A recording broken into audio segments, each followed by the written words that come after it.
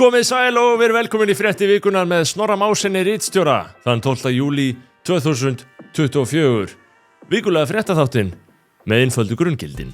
Ást og ættjörðu, ást og sannleika þessi grunngildir eru komin frá Jónasi Hallgrímssyni. 12. júlí 2024, árið er meira en hálfnað, þannig að ef þú hafðir háleit markmiði kannski tilefni fyrir þig til að taka stöðuna á þeim núna.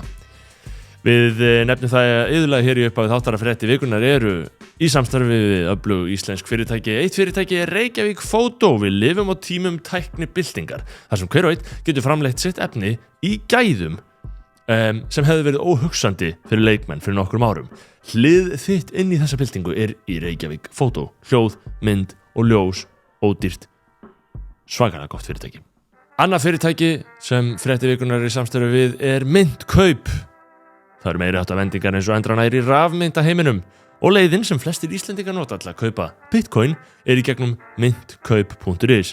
Vottað Seðlabankanum aðeins, ég segi stundum einfalda og örugga leiðin til að kaupa Bitcoin, Myntkaup. Frétti vikunar, það er náttúrulega ýmislegt að frétta eins og endranær. Atlantshafsbandalagið fagnar 75 ára afmæli þessa dagana og haldið upp á það á NATO-fundi í Washington þar sem mikilvægt fólk ræðir mikilvæg mál, meðal annars alltaf vonda fólk sem vill gera okkur NATO-meðlimum eitthvað misjamt. Raunverulega auðvitað, samt í alvöru, við erum í þessu hernaðarbandalagi og það virðist eiga óvinni og þeir virðist ekkert endilega alveg ólíklegir til þess að vilja á einhverjum tímapunkti gera einhverjum okkar eitthvað. Eins vænisjúkt og það hljómar í raun og veru á okkar tímum. Við lifa margar kynslóðir friðartíma en ekkert af þessu sjálfsagt eins og við finnum á okkur núna. Menn hafa ekki augljósa hagsmuni að hertaka okkur Íslendinga eins og allan að maður skilur þá þær umræður sem fram hafa farið.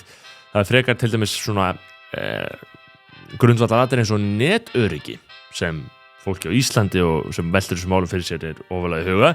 Ekki síst til dæmis eftir að stöndugt fjölmiðlafyrirtæki varð fyrir alvarlegri netárás á dögunum. Ég rætti starfsmenn Morgunblaðsins og menn eru að tala um að þetta hafi ekki verið neitt grín þessi árás sem Morgunblaðið var fyrir. Á vísi.is má lesa viðtal við Gunnar Inga Reykjalín, forstöðumann skýja og netreksturs Origo, sem segir að netárásum fjölgi stöðugt á Íslandi og að hans ferli hafi aldrei verið meira að gera í að hjálpa til við að verjast þeim. En hvað þýðir þetta fyrir mig sem óbreyttan borgara spyr maður sig þegar maður lesa þetta? Netárásir, hvað merkingu hefur þetta? Gunnar Ingi, hann vindur sér skyndilega þessu viðtali beint að efninu og segir, það sem allir að velta fyrir sér, beint tilefninu í Gunnar Inga. Manni er það and það sem maður hefur sett inn á Messenger og maður man ekkert almennilega hvað maður hefur sett inn, en ef einhver kæmist í þessi skilaboð væri það mögulega það versta sem hefur komið fyrir mann, segir Gunnar. Þetta er skyndilega svolítið einlægt. Beint frá hjartanum frá tæknimanninum, ef einhver kæmist í tjötti mín væri það mögulega það versta sem hefur komið fyrir mig. Það er gaman að heyra að á bakvið hvern forstöðumann skýja og netrekstur Origo sé líka bara gaur í grúpchati. Kannski veit ég hópspjöllum landsins ekki af forstöðumanni skýja og netreksturs einum í hvert chat hugað forvörðum á ólíku tímum. Ætlum að fara yfir annað. Kosningar í Frakklandi fóru þannig að íhaldssama hægrið náði ekki þeim árangri sem margir höfðu ýmist óttast eða vonast eftir. Eftir sem áður er mikil óreiði frönsku stjórnmálum eins og við skiljum þetta, en við hér höfum fylgst með umfjöllun fjölmiðla þessar kosningar. Umfjöllun Ríkisútvarpsins hefur vakið áhuga okkar þar sem augljóst var að hvað sem gengi á þá mætti þjóðfylkingin svonefnda ekki vinna. Það er að segja íhaldssami hægriflokkurinn. Torfi Tulinius, prófessor sem er mjög fróður allt franskt, var stjórnmála skýrandi rúf í þessum kosningum og hann leyndi ekki anduð sín á þessum íhaldssama hægriflokki. Athygli okkar vakti að þetta leiðist gjarnan út í þessa umræðu lýðræðið sjálft. Að hér sé sjálft lýðræðið í húfi. Það er sagt að þessir öfgahægriflokkar, eins og þeir eru kallaðir, ógni sjálfu lýðræðinu. En að hvaða leyti? Eina mögulega ógn við lýðræðið nefnir Torfi í samtali við RÚV og það er að þjóðfylkingin vilji selja ríkisfjölmiðla Frakka til einkaaðila. Það er að segja, það er ógnun við lýðræðið samkvæmt Torfa. Það er bein tilvitnun að selja ríkisfjölmiðla til einkaaðila. En er það ekki mjög umdeilanleg fullyrðing að einkavæðing ríkisfjölmiðla ógni samkvæmt skilgreiningu lýðræðinu? Það ógnar kannski ítökum ákveðina afla sem hafa stjórn á ríkismiðlunum á þessari stundu, en það ógnar varla stoðum sjálfs lýðræðisins að fjölmiðlun fari frekar frá frjálsum markaði. Það mætti jafnvel halda því fram að ríkisfjölmiðl sé mitt ekki mjög lýðræðislegt fyrirbæri, en það getur kjósandinn ekki haft mikil áhrif á ríkismiðlinn, hvernig hann er rekinn, hver starfar þar, hvað er gert við fjármununa, hvað er fjallað. Og þetta heldur, er ríkismiðlinn oft ákveðið ríki í ríkinu rétt eins og hér á Íslandi? Er það lýðræðislegt? Er lýðræðislegt að kippa því úr sambandi? Það fer auðvitað eftir hvað þú telur vera lýðræðislegt, hvað lýðræði er fyrir þér. Hefðbundna sýnin er fyrst og fremst að lýðræði sé einfaldlega að lýðurinn ráði, að lýðurinn geti losað sig við valdhafa ef meiri hluti er fyrir því og kosið sér nýjan, að lýðurinn, fólkið, kjósendur, hafi einhverja undankomuleið frá yfirboðurum sínum og áhrif á það hver tekur við. Torfi Tulinius, stjórnmálaskýrandi Ríkisútvarpsins, telur hins vegar ekki að þetta sé endilega aðalatriði, þetta meiri hluta ræði. Hann sagði við vísi þjóðfylkinguna frönsku, þennan flokk Marine Le Pen. Hann stendur, Torfi segir skiljanlegt en í leið uggvænlegt að flokkurinn njóti svona mikils fylgis, og svo kemur bein tilvitnun. Þetta er flokkur sem er ekki með sama sterka samband við lýðræðishefð Vesturlanda. Þetta er flokkur sem telur að meiri hlutaræði skipti meira máli en ekki endilega að þau þurfi að vernda réttindi minnihlutans. Það er að segja, flokkurinn hefur ekki samband við lýðræðishefð Vesturlanda, enda telur hann að meiri hlutaræði skipti meira máli en ekki endilega að vernda þurfi réttindi minnihlutans. Svo heldur textin áfram, fjallaði að flokkurinn hafi verið blendinn í stuðningi við Úkraínu. Ég veit ekki hvort það sé marks þetta lýðræði, en það er allan að nefnt þarna í sömu andrá. Og svo segir Torfi að ýmislegt sem þeir stefni á að gera, náðu þeir þingmeiri hluta, gæti verið byrjun á hægfara skerðingu á réttindum fólks í Frakklandi. Hægfara skerðing á réttindum fólks. Og í þessum ummælum þá komum við aftur að réttindum.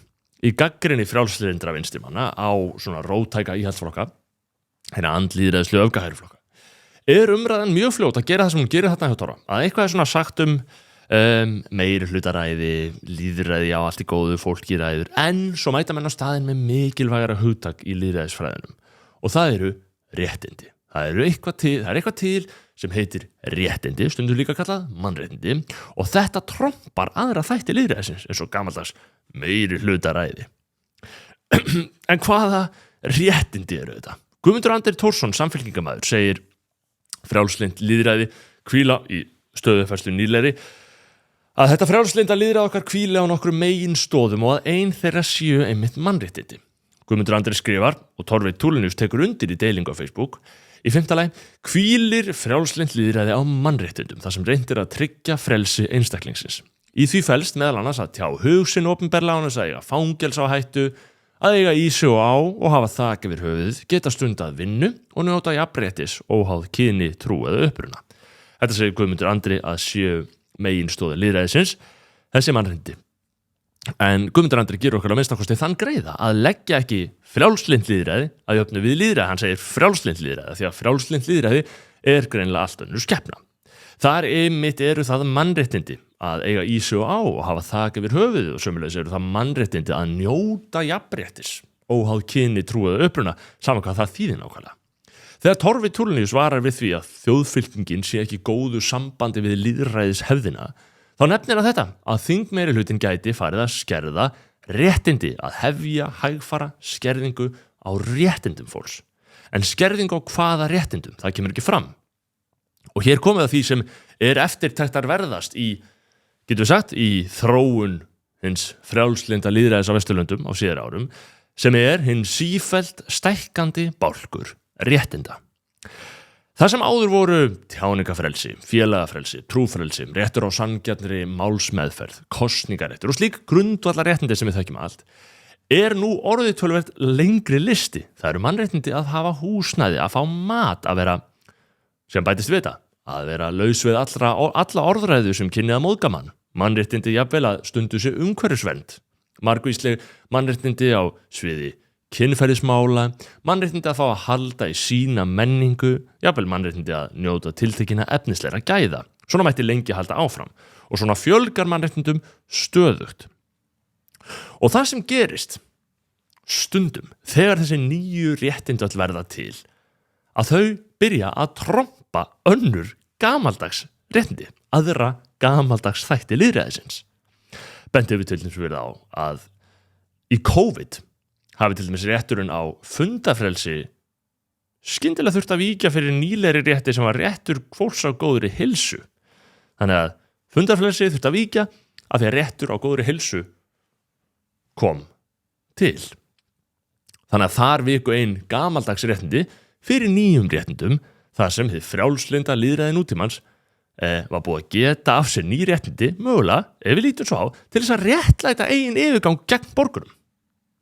Sömuleiðis það mikið tekið í allri umræðum hatursorðræðina svonefndu að réttur fólks til þess að verða ekki fyrir nokkurs konar mismunun eða ójafn rétti, sem líka nýlegur réttur, sá réttur í huga margra farin að trompa rétt annara til þess að segja það sem þeir hugsa, ef það skildi valda ójafnrétti eða mismunun í huga einhvers annars.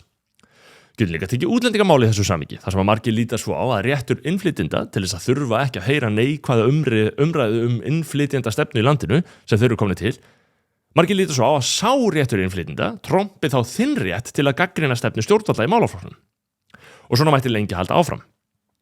Og svo sagt í öllu þessu umhverfi að mannréttinda barátta eigi vök að verjast. Þetta segir til dæmis Henry Alexander, ríkissiðfræðingur, nýlegri grein þar sem hann er að mæra mannréttinda stofnun Vinstri grænna. En það mögulega fyrirsjáanleg afleiðing þess að ríkisvaldið útvíkkar mannréttinda úrvalið á næstum hverjum degi að mannréttinda barátta fái á sig ákveðið bakslag ef allt eru mannréttindi óhjákvæmilegt að það verði erfitt að standa vörðum þau réttindi á hverju stígi. Á sama tíma þá þetta mjög heilagur flokkur. Þegar einhver nefnir mannréttindi eins gott að þú farir ekki að setja upp á móti því. Ef einhver málaflokkur nær því að falla inn í mannréttindaflokkin, þá verður hann að vera óumdeildur, eins og til dæmis öll þessi kynja- og kynferðismál. Það eru mannréttindi og þau eru þar með ekki til umræðu. Þau eru svo sjálfsögð að ég man til dæmis þegar Baldur Þórhallsson bauð sig fram til forseta, þá sagði hann að já, þetta væri lagasetningavald allt í höndum Alþingis. En ef Alþingi ætlaði hins vegar að takmarka, eins og hann sagði, réttindi kvenna og hinsegin fólks, þá myndi hann sem forseti vísa þeim til þjóðarinnar. Sagði ekkert að réttindi karla. Hittu auðvitað sjálfsagt óumdeilt atriði að vísa réttindaskerningu til handa konum og hinsegin fólki til þjóðarinnar, en réttindi karla eins og það ekki bara málefni Alþingis, kemur forseti ekki við. Þeir heyri hvað sjálfsagt og hvað ekki sjálfsagt. Þeir heyri hvað eru mannréttindi og hvað ekki mannréttindi. Við spurjum okkur á þessu stigi máls við að greina þetta. Maður verður hugsi á hvaða leið frjálslynt lýðræði, þar sem ný pólitísk réttindi sem ríkisvaldið hrifið af traðka á gömlum réttindum sem ríkisvaldið ekki lengur svo hrifið af. Í Þýskalandi þá sá maður í vikunni fjallað um að þýska Verfassungsschutz, eins og það heitir, sem leyni þjónustubatteri með ríkulegar rannsóknarheimildir sem ætlað að verja stjórnarskrána og stjórnskipun í landinu, og einhverjumlega líka með upplýsingaveitu á Twitter og samfélagsmiðlum hvað rétt og hvað röngskoðun. Man sá að þetta stjórnarskrár eftirlit þarna í Þýskalandi hafði gefið þá út í fræðsluefni að þjóðernisstefna, það að segja nationalismus á þýsku, sé nú skilgreind sem yfirdrifið þjóðarstolt og að í henni felist samkvæmt skilgreiningu niðurrif á öðrum þjóðum og leið höfnun á grunngildum frjálslynds lýðræðis. Sem sagt, að þjóðernisstefna feli óhjákvæmilega í sér niðurrif á öðrum þjóðum og að hún feli í sér höfnun á grunngildum frjálslynds lýðræðis, þjóðernisstefna. Það ekki tiltekið í þessum gögnum frá stjórnarskrár eftirlitinu hvaða grunngildum þjóðernisstefnan brýtur á. En það auðvitað engar áhugavert að það sé staðan í augum þýska ríkisins á 21. öld að þjóðernisstefna gangi gegn frjálslyndi lýðræði, því að forvitnilegt nokk þá eiga þjóðernisstefna og frjálslynd lýðræði bæði upptök sín í sömu frelsisbyltingum 18. og 19. aldar. Lengi vel héldust þessar hugmyndir í hendur, gátu eiginlega hvoru án annarar verið, þjóðernisstefna, frjálslynd lýðræði, þjóðfrelsisstefna. En nú hefur þetta verið skilið í sundur með rækilum hætti í hugmyndafræði nútímans. Þjóðernisstefna andstæðan við frjálslynd lýðræði og hún þar með vond og verður ekki umborin, heldur bannfærð formlega. Þetta í Þýskalandi mjög áhugaverð þróun. Það sama í raun og veru upp á teininum hérna heima, þjóðerni, þjóðremba, þjóðrækni, þetta allt sett í sama pott og hinn frjálslyndu ráðandi öfl hafa almennt andstig á þessum hugsunarhætti. Ertu ekki að fylgjast með fréttum? Þjóðrækni ógnar lýðræðinu. En nánar tiltekið frjálslynda lýðræðinu. Þessum frjálslyndi þátturinn fær ef til vill sífellt meira vægi en lýðræðisþátturinn. Lýðræðisþátturinn þá í nafninu. Lýðræði heitir þetta ennþá.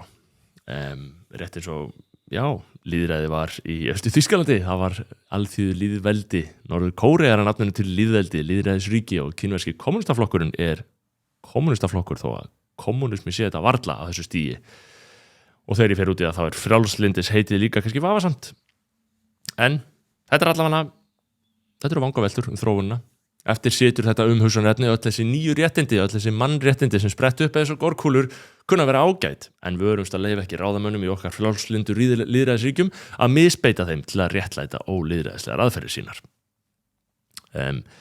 Þú maður halda áfram hér innan stundar en velta fyrst fyrir okkur samstarfi sem fréttivikunar eru í öflug íslensk fyrirtæki Þorgrímsson, byggingarvöruverslun sem þú ættir að kíkja í áður en þú gerir nokkuð annað eða þú ert með framkvæmdir í huga, baðflísar, eldhúsflísar, efni á veggina, allt er svo einfalt, nothæft og gott og maður fær alvöru aðstoð við að átta sig á dæminu. Hljóðvist til dæmis, þarf að bæta hljóðvistina. Það var Þorgrímsson. Happy Hydrate er mín leið til þess að tryggja mér sölt og steinefni sem maður í alveg þarf, sérstaklega maður að fara í sánu, hreyfa sig, svitna. Þá svitna maður alls konar út sem maður þarf að fá aftur inn. Ég leitaði lengi að góðri leið til þess að fá mér vítamín og steinefni og vökva næringar pælingarnar allar og mitt dæmi er Happy Hydrate. Að lokum líka stutt skilaboð frá öðrum samstarfsaðila. Með Toyota Relax getur þú framlengt ábyrgðina á bílnum þínum upp í 10 ár. Toyota, engin vandamál, bara lausnir. Já, kæru áhorfendur, hlustendur, lesendur, stjörnuspeki. Stjörnuspeki er ekki fyrirbæri sem við höfum gert mikil skil að þessum vettvangi fram að þessu, enda lifum við tíma vísindahyggjunar og ef trúarbrögð koma á annað borð við sögu þá eru þau ekki að nafninu til í öllu falli byggð á stjörnuspeki þótt að vísu hafi sá stjörnuspekingur sem ég ræddi við í hlaðvarpi mínu skoðanabræðurum og bróðum míns í vikunni þótt að vísu haldi sá stjörnuspekingur því fram að allt hið kristna hugmyndakerfi hugsanakerfi byggist að miklu leyti á stjarnspekilegum tímatalsgrunni en ekki örvendað, pælingarnar eru ekki allar svona óaðgengilegar. Stjörnuspeki felst í grunninn í því að álykta persónu þína á grundvelli þess hvenar þú nákvæmlega fæddist og hvar. Stjörnuspeki er tímatalsfræði. Þú fæðist ákveðnum tíma á ákveðnum stað og það hefur merkingu. Heimurinn er einhvers konar ein heild og það er ástæða fyrir því að þú hafi sprottið upp úr þessum jarðvegi á þessum tíma. Út frá þessu getum við dregið kerfisbundnar ályktanir persónuleika þinn, segja þessi fræði og tilgang þinn jafnvel á jörðinni. Það eru sem sé í þessari hugsun engar tilviljanir. Ég fekk sjálfur stjörnukort frá Gunnlaugi Guðmundsinni, þessum stjörnuspekingi sem við ræddum við, sem hefur verið að setja saman svona kort í hátt í hálfa öld. Hann veit hvað hann syngur. Og mér fannst eiginlega allt sem stóð þarna rétt. En maður er hikandi. Maður leyfir sér ekki alveg að fara inn í þetta, kannski sem karlmaður, flesta konur eru hrifnar að þessu. Þetta er svona tungl í meyju því það maður veit ekkert hvað það þýðir en ég er aðeins að kynna mér þetta, ég verð að segja að ég er hrifinn en það auðvitað vel tengdurinn í mitt kvenlega eðli og mér fannst margt sem Gunnlaugur sagði mjög merkilegt eins og til dæmis sú kenning að ráðandi öfl séu ekki endilega hrifin af fræðum sem auka sjálfsþekkingu fólks og því sé svona hugmyndum úthýst. Þetta er allan að verða eitt umhugsunarefni og passar svo sem við margt af því sem við hugsum dagstaglega. Hér stjörnuspeki sens, hlustum á brot af Gunnlaugi Guðmundsinni. Já, en sko það er einhver ótti í þeir gagvart þessu, það er svo tækið, þessu einhver trúabröð sem hefur gleypa þig. Já. Þetta er bara hnífur og gaffall, sko. Þetta er tækið sem ég nota, þetta er hvorki merkilegra né ómerkilegra. Í mínum hug er þetta mjög merkilegt. Já. En þetta er tækið, ég ger ekkert skilur ef ég væri ungur skilur og hitt einhverja konu sem ég er hrifin, ég myndi ekki segja ég gerir korti fyrir þér, nei ég get ekki verið með þér af því að þú ert ekki með rétt kort, sko. Já. En þó ég sé mjög hrifin að þér. Ég myndi aldrei gera það. Nei, þetta yfir tekur ekki... Nei, maður á ekki að gera það. Nei. Þetta á ekki að verða einhver hætja sem stjórnar lífi. Ég segir lífvera staðsettir rétt við arfi blómstrar, maðurinn er lífvera. Já. Og sko vandamáli, vitið hvernig ástæðan fyrir því að stjörnuspeki er ekki vinsæl í dag. Eða sko stjörnuspeki og læknisfræði var sama fæið fram á 17. öld. Já. Læknadeildin í Parísarháskóla heit fakultetin astrológia et medicina. Sagan er alltaf skrifið af sigurvegurunum þannig að það er búið að þurrkið út úr sögunni en ég á handrit gögn þetta, þannig ég get alveg sýnt það við minnist á þannig en kjarni málsins er þessi maðurinn er hjarðdýr við erum hjarðdýr og við erum með einhver svona hópsál og við skipuleggjum líf okkar inn í svona píramíta efst er einhver elítan síðan notum við hugmyndafræði, trú til að halda utanum mannfjöldan og þá notum við trúarbrögð og trúarbrögð eru nauðsynleg af því að maðurinn rándýr, predator og hjarðdýr og við notum boðorð og siðfræði í trúarbrögð og síðan komum við með lagakerfi og við þurfum lög en við þurfum, og síðan erum við með menntakerfi og þau eru með svona einhvern svona hugmyndarhring sem heldur utanum þetta. Elita, allra valdapírata, þeir vilja stjórna hugmyndarhingnum til þess að stjórna hópnum. Öll þekking sem andstæð, ef þú ert hérna Kim Il-sung í Norður Kóreu og svo kom þarna Gaddafi var með gula hverfið og Mao var með rauða hverfið og valdaðilega bú alltaf til hugmyndafræði og hugmyndafræðin, hver þú sem einstaklingur, hún ekkert voðalega vinsæl af því að þú átt basically að keyra eftir ákveðnum umferðarreglum, hlýða ákveðnum reglum, borga ICE-reikningin og þegja. Já, og að því að manneskjan líka í eðli sínu leitandi og segjum að fólk sé að glíma við vanlíðan í sínu lífi og fari til sálfræðings eða fari til ráðgjafa eða fari að nota geðlyf eða noti áfengi til að deyfa sig áfram eða hvernig sem það gerir það, sko, hvort það væri ekki æskilegt allavega að gefa því sens að skoða hvað það staðsett í stjörnuspeki, sko. Jú, sko, má ég segja reitt að vandamálið í dag sko, heilbrigði virkni, allra þarf að segja og síðan heilbrigði jafnvægi og þriðja orðið sem ég noti orðið ábyrgð. Þú verður að taka ábyrgð sjálf, það gerir þetta enginn fyrir þig. Vísindin eru búin að vera svo snjöll, þau eru komið með sem ég kalla vísindakomplex. Þetta komplex sem við vorum með, sem ég kalla Mörlinarkomplexin eða vitringakomplexin. Ég sá fram í tíman og þess vegna veit ég allt og þess vegna get ég sagt þér, ári verður gott, ári verður vont. Núna eru vísindin búin að mála sig upp í hotn með því að lofa of miklu og nú bíða allir eftir því að Kári finni upp lyfið sem að bjargi þessu og hinnu. Svo fer fólk bara í Hagkaup og Namiland og 3 lítrar Pepsi Coke og pepperoni pizza og 12 kippur af bjór og drekka þetta og svo fara við til lækna og segja, gæða mér eitthvað við þessu. Og læknarnir eru komnir, það vantar ekki meiri peninga heilbrigðiskerfið, það vantar það að fólk var að taka ábyrgð og það vantar það að vísindin viðurkenni vanmátt sinn en sé ekki að lofa einhver sem get ekki staðið við. Já, þetta var Gunnlaugur Guðmundsson, stjörnuspekingur, hann líka á leið í nýsköpunar útrás með stjörnuspeki forrit með Ásgeiri Kolbeins og fleirum, þetta mjög merkilegt verkefni, við ræðum það í þessum þætti af Skoðanabræðurum, hann opinn og aðgengilegur öllum ókeypis að þessu sinni á YouTube, á Spotify, hvar sem nú finnur okkur. Að öðru leyti, kæru hlustendur og kæru áhörundur, kæru lesendur, við komst ekki lengra með þetta sinni. Við minnum á samstarfsaðila okkar, Mynd, Kaup, Reykjavík Fótó, Þótt Þorgrímsson og Happy Hydrate. Við minnum á kjörorð fréttaþáttarins, ást á ættjörðu, ást á sannleika og við boðum að hér munum við sjást að nýju að vikuliðinni og byggjum í millitíðinni Guð að blessa ykkur.